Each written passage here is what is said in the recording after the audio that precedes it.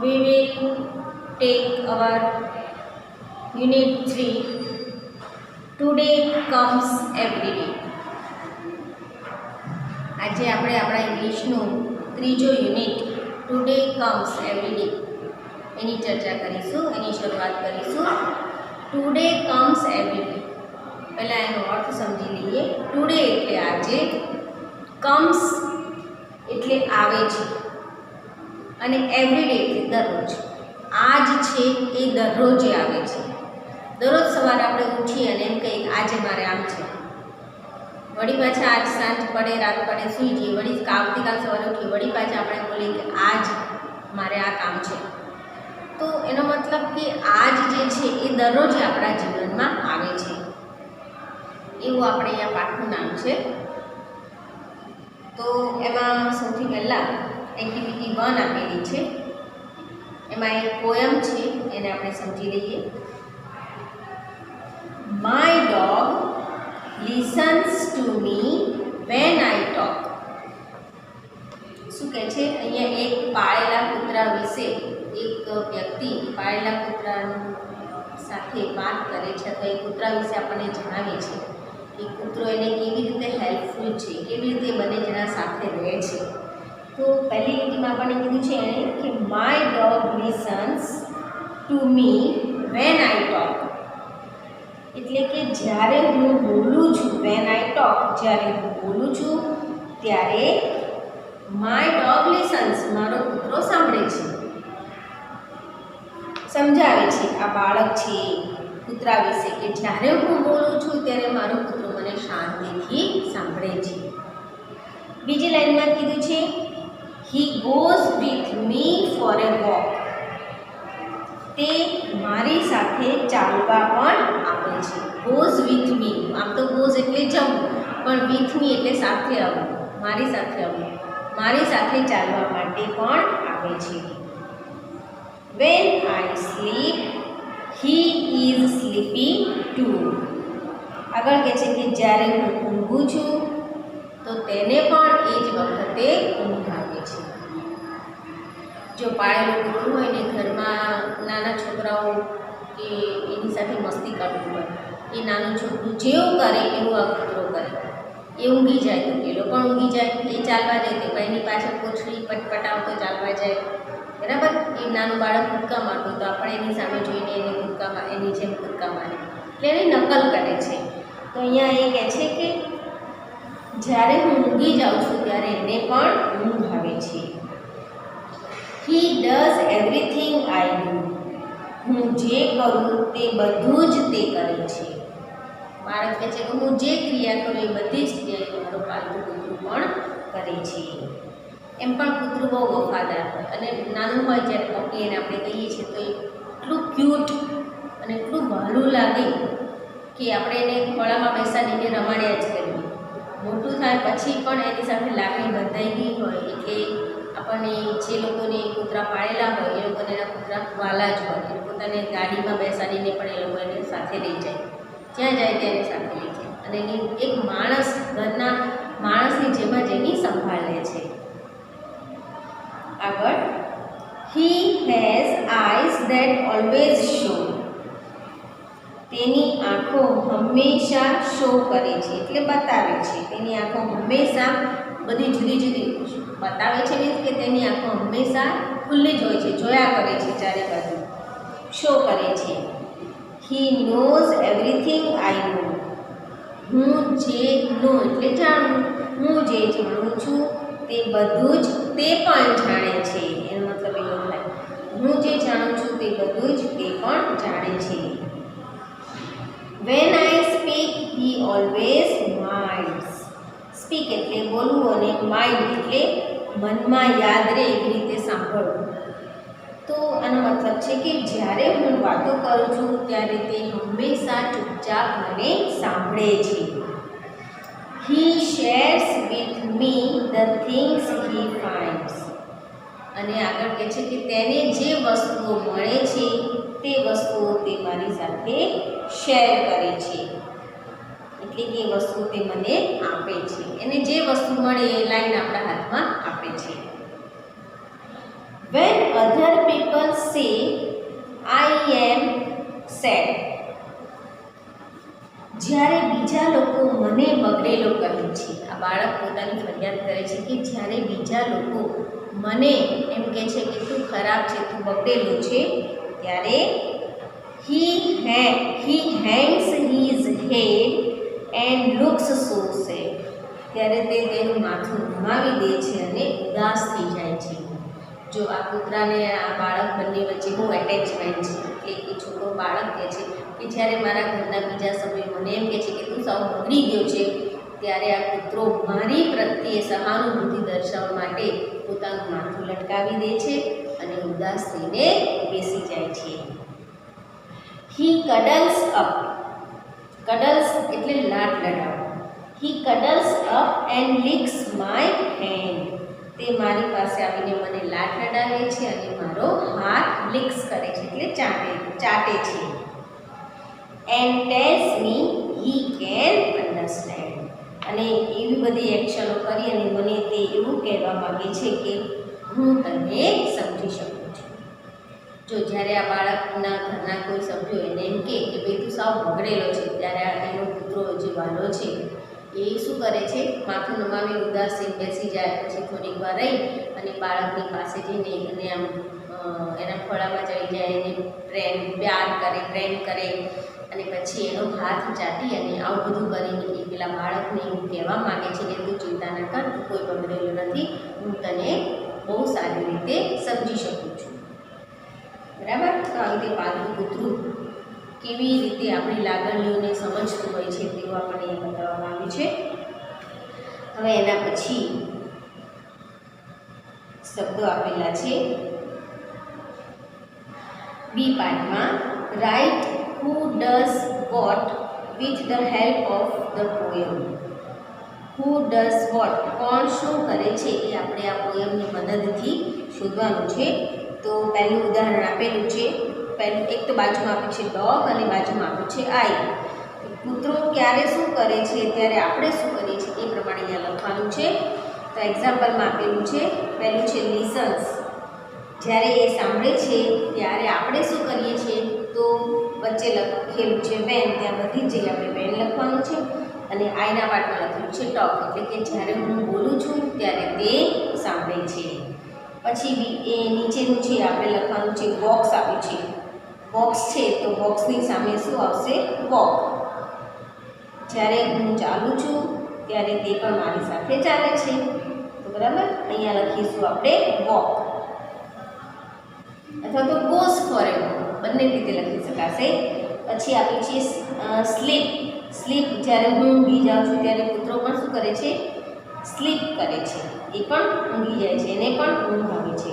તો આપણે અહીંયા લખીશું સ્લીપ્સ, વેન સ્લીપ. બરાબર છે. પછી નોઝ આપ્યું છે, નોઝ, તો વચ્ચે લખીશું વેન અને પછી પાછું લખીશું નો. એવી રીતે માઇન્ડ આપેલું છે, તો આગળ છે આપણે લખીશું સ્પીક. જ્યારે હું બોલું છું ત્યારે તે સાંભળે છે, તો સ્પીક. અને વચ્ચે આપણે લખીશું van, speak van mind.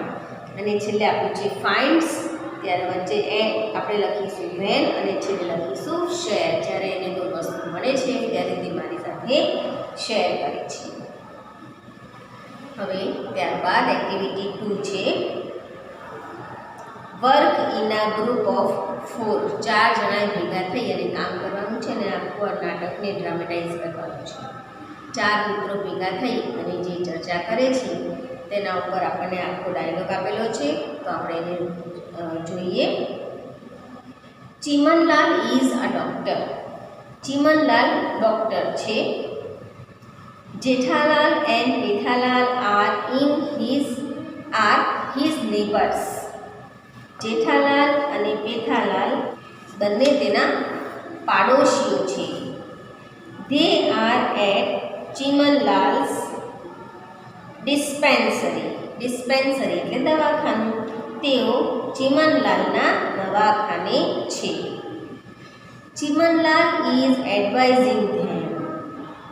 Chimanlal તેમને એડવાઇસ આપી રહ્યા છે, સલાહ આપી રહ્યા છે. શું સલાહ આપે છે?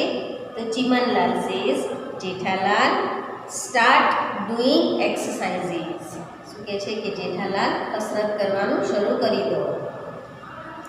Jethalal says but doctor, Jethalal કહે છે પણ doctor, I can not get up early, હું વહેલો ઉઠી શકતો નથી. બાનું કરે છે કે હું સવારે વહેલો ઉઠી શકતો નથી. તો ચીમનલાલ શું કહે છે? You can do exercise any time, તમે ગમે તે સમયે કસરત કરી શકો છો. Skipping and walking are good for you. Skipping એટલે દોડવું કૂદવું અને વોકિંગ એટલે ચાલવું. દોડવું કૂદવું અને ચાલવું એ તમારા માટે બહુ સારું છે. Jethalal says walking. જેઠાલાલ મનમાં વિચારતા વિચારતા બોલે છે કે ચાલવાનું. I will go for a walk, હું ચાલવા માટે જઈશ. બહુ ઈચ્છા નથી પણ ડૉક્ટર કહે છે તેનું સમર્થનમાં કહે છે કે હું ચાલવા માટે જઈશ. Jethalal says I will join you. Jethalal કહે છે હું તમારી સાથે જોડાઈશ. એટલે ચીમનલાલ ડૉક્ટર છે કહે છે ધેટ્સ ફેન્ટાસ્ટિક જેઠાલાલ. શું કહે છે કે આ તો બહુ સરસ છે, આ તો બહુ ઉત્તમ છે Jethalal. You can join him in daily walks. એને કહે છે જેઠાલાલને કે તમે દરરોજે ચાલવામાં એમની સાથે જોડાઈ શકો છો. But can not join him for tea. પરંતુ તમે એમની સાથે ચા પી શકશો નહીં. જેઠાલાલે શું કહે છે કે તમે એમની સાથે દરરોજ જોડાઈ તો શકો છો. આ તો બહુ સરસ છે જેઠાલાલ. પછી ચીમનલાલને કહે છે કે તમે એમની સાથે જોડાઈ તો શકો છો પણ તમે એમની સાથે ચા પી શકતા નહીં, ચા પી શકો નહીં. એટલે જેઠાલાલ શું કહે છે doctor, tea is not harmful. Doctor Jethalal એ ડૉક્ટરને કહે છે કે ડૉક્ટર, ચા એ નુકસાનકારક નથી. એન્ડ યુ નો, અને તમે તો જાણો છો. આટલું બોલે છે ત્યાં ચીમનલાલ વચ્ચે એને અટકાવીને શું કહે છે Jethalal, you can take T. તમે ચા તો પી શકો છો. જેઠાલાલને કહે છે કે તમે ચા તો પી શકો છો. You can not take tea with sugar. તમે ખાંડવાળી ચા લઈ શકો નહીં. કેમ? કારણ કે જેઠાલાલને ડાયાબિટીસ છે. એટલે ચીમનલાલને કહે છે કે તમે ચાલવામાં એમની સાથે જોડાઈ શકો છો. કોની જોડે? જેઠાલાલની જોડે. પરંતુ તમે એમની જોડે ગળી ચા તમે પી શકશો નહીં. કારણ કે જેઠાલાલને શું છે? ડાયાબિટીસ છે. એટલે જેઠાલાલ કહે છે can I take sugar with milk. મસ્તી કરતાં કરતાં કહે છે કે શું હું ખાંડવાળી ચા ના પી શકું? તો કંઈ નહીં, ખાંડવાળું દૂધ તો પી શકું ને. એટલે ચીમનલાલ કહે છે નો શુગર એટ ઓલ. એટલે ચીમનલાલ એને કહે છે કે અરે ભાઈ, ખાંડ જ નથી લેવાની તમારે, સહેજ પણ ખાંડ લેવાની નથી. આફ્ટર એ વીક, એક અઠવાડિયા પછી, Jethalal and their friend mister Chaudhary in the park near by their society. એક અઠવાડિયા પછી જેઠાલાલ અને તેમના મિત્ર શ્રીમાન ચૌધરી તેમની સોસાયટીની પાસે આવેલા એક બગીચામાં છે. પાછા અઠવાડિયા પછી એક બગીચામાં એ ત્રણેય જણા જેઠાલાલ અને પેલા ડૉક્ટરને પણ એક બીજા એમના મિત્ર છે શ્રીમાન ચૌધરી, તે બધા એમની સોસાયટીના ગાર્ડનમાં ભેગા થાય છે. એટલે મિસ્ટર ચૌધરી શું કહે છે, વોટ અ સરપ્રાઈઝ.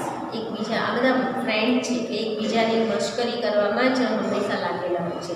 એટલે મિસ્ટર ચૌધરી શું કહે છે, વોટ અ સરપ્રાઈઝ. ઓહો, કેટલું આશ્ચર્ય. It's only 7:30 in the morning. હજી તો ફક્ત સવારના 7:30 જ વાગ્યા છે. And Jethalal is out for a walk. અને જેઠાલાલ ચાલવા માટે બહાર નીકળી ગયા. કટાક્ષ કરે છે કે ઓહો હજી તો સવારના 7:30 જ વાગ્યા છે અને આ જેઠાલાલ આટલા વહેલા ઉઠી અને ચાલવા માટે ઘરની બહાર નીકળી ગયા. એટલે જેઠાલાલ શું કહે છે, એ પણ એને કટાક્ષ કરે છે કે ચૌધરી સાહેબ, એટલે શું કહે છે, અરે ચૌધરી સાહેબ, નોટ ઓનલી ટુડે, ફક્ત આજે જ નહીં. Jethalal goes for a walk every morning. કટાક્ષ કરતા કહે છે કે અરે ચૌધરી સાહેબ, ફક્ત આજની જ વાત નથી, જેઠાલાલ તો આજે જ નહીં, દરરોજે સવારે ચાલવા માટે જાય છે. એટલે મિસ્ટર ચૌધરી પાછા કહે છે એવરી મોર્નિંગ, શું કહે છે, દરરોજ સવારે.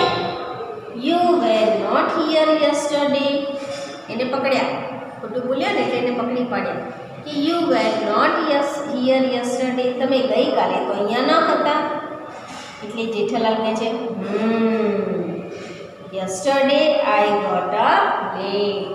છટકે છે એમાંથી, શું કહે છે, પકડાઈ ગયું પોતાનું જૂઠાણું. એટલે શું કહે છે, હા ગઈકાલે હું જરા મોડો ઉઠ્યો હતો, બટ આઈ કેમ here for a walk the day before yesterday. પણ હું પરમ દિવસે, એના આગલા દિવસે અહીં ચાલવા માટે આવ્યો હતો. પછી એંગ્રીલી એટલે ગુસ્સાથી કહે છે mister Chaudhary, Jethalal walked here, is walking here and Jethalal will walk here tomorrow. બરાબર ગુસ્સામાં આવીને એને કહે છે કે મિસ્ટર ચૌધરી, જેઠાલાલ અહીંયા જ ચાલ્યા હતા, અહીં ચાલી જ રહ્યા છે અને આવતીકાલે પણ આ જેઠાલાલ અહીંયા જ ચાલશે. નોટ ઓનલી ટુમોરો, અને પાછું આગળ કહે છે ફક્ત આવતીકાલે જ નહીં, ધ નેક્સ્ટ ડે, એમ કરી અને આગળ લંબાવે છે. ફક્ત આવતીકાલે જ નહીં, એના પછીના દિવસે, એના પછીના દિવસે, એના પછીના દિવસે, એમ કરી અને કહેવા માગે છે કે હું દરરોજે અહીંયા ચાલીશ. એટલો પાવર કરે છે જેઠાલાલ કે ફક્ત આજની વાત નથી, જેઠાલાલ તો અહીંયા ચાલતા હતા, આજે ચાલી રહ્યા છે અને આવતીકાલે પણ ચાલશે જ. અને ફક્ત આવતીકાલ નહીં, એના પછીના દિવસે, એના પછીના દિવસે, એના પછીના દિવસે પણ જેઠાલાલ અહીંયા જ ચાલશે. એટલે પછી હવે મિસ્ટર ચૌધરી એને થોડા ઉગ્ર ચર્ચા થઈ ગઈ, એટલે મિસ્ટર ચૌધરી હવે એને શાંત કરતા શું કહે છે, ઓહો Jethalal walks in the morning. એને કહે છે હા જેઠાલાલ સવારે ચાલે છે. Pethalal drinks T without sugar. અને બીજા ફ્રેન્ડની પણ મશ્કરી કરતા કહે છે કે પેઠાલાલ ખાંડ વગરની ચા પીવે છે. ચીમનલાલ કા જાદુ. અને પછી કહે છે કે ચીમનલાલનો જાદુ છે આ તો બધું, કારણ કે એકને બોડી બહુ વધારે છે, એકને ડાયાબિટીસ વધારે છે, એટલે જેને બહુ બોડી વધારે છે એ જેઠાલાલ દરરોજે સવારે ચાલે છે. પેઠાલાલને ડાયાબિટીસ છે તો એ ખાંડ વગરની ચા પીવે છે, એટલે વિચાર કરે છે કે આ બધું પેલા ચીમનલાલનું જ જાદુ છે. એટલે કહે છે કે હા ચીમનલાલનું જાદુ. હવે પેઠાલાલ કહે છે એના બેડ મૂડ. પેઠાલાલ ખરાબ મિજાજમાં થોડું મોઢું બગાડીને શું કહે છે, ચૌધરી સાહેબ નોટ ઓનલી ટી, એ કહે છે ચૌધરી સાહેબ ફક્ત ચા જ નહીં, yesterday I drank lemon tea without my favourite sugar. એ પણ હસતા હસતા કહે છે કે ગઈકાલે તો મેં મારી મનગમતી ખાંડ વિનાની લીંબુવાળી ચા પણ પીધી હતી. I think I will not drink or eat anything with sugar. મને લાગે છે કે હું ખાંડવાળું કંઈ પણ ખાઈશ કે પીશ નહીં. એટલે મિસ્ટર ચૌધરી કહે છે ઇટ્સ ઓકે ફ્રેન્ડ્સ, ઠીક છે બરાબર છે મિત્રો, આઈ વિલ જોઈન યુ, હું પણ તમારી સાથે જોડાઈશ. We will all enjoy your special tea and your morning walk. પછી છેલ્લે પાછો કટાક્ષ કરતા કહે છે કે ઠીક છે મિત્રો, હું પણ તમારી સાથે જોડાઈ જઈશ. આપણે સૌ તમારી ખાસ ચા એટલે કે ખાંડ વગરની સ્પેશિયલ ચા અને તમારું સવારનું ચાલવાનું આ બંને વસ્તુની આનંદ માણવા માટે હું પણ તમારી સાથે જોડાઈ જઈશ. આપણે એક્ટિવિટી 2 પૂરી કરી. સરસ મજાનો જેઠાલાલ અને એના મિત્રો વચ્ચે કટાક્ષ, બધા મિત્રો એક સખી બધા મિત્રો ભેગા થાય અને ત્યારે કેવા એકબીજાની ભૂલો, એકબીજાની જે નબળાઈઓ હોય એને પકડી અને ખેંચે, એના વિશે આપણે ચર્ચા કરી. સરસ મજાની આ એક્ટિવિટી હતી.